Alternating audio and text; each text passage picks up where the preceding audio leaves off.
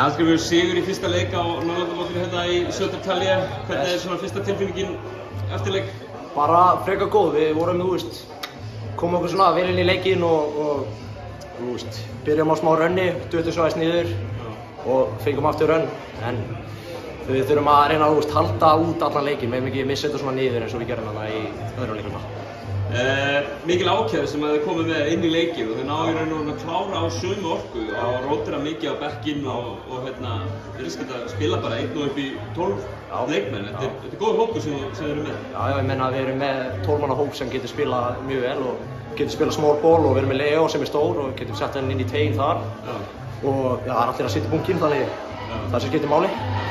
Nú ert þú að koma inn í þennan árgang inn í landsliðið, inn í 12 manna hópinn í raun og fyrst skipti. Hvernig finnst þér að vera, komin á mót og með liðinu? Það er bara geggjað sko, alltaf gott að spila undir réttri teygju og allt það en búinn að vera inn og út af landsliðum í núna 3 ár, 4 ár og bara geggjað að vera komin hérna að spila fyrir Ísland. Hvernig fer liðið hérna í Södertälje?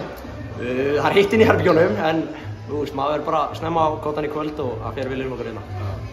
Ísland á morgun, þið verða væntanlega tilbúnir fyrir aðeins meiri samkeppni þar? Já, við verðum að vera klárir í heila 40 mínútur og standa vörðuna þar. Bestu þakkir. Takk.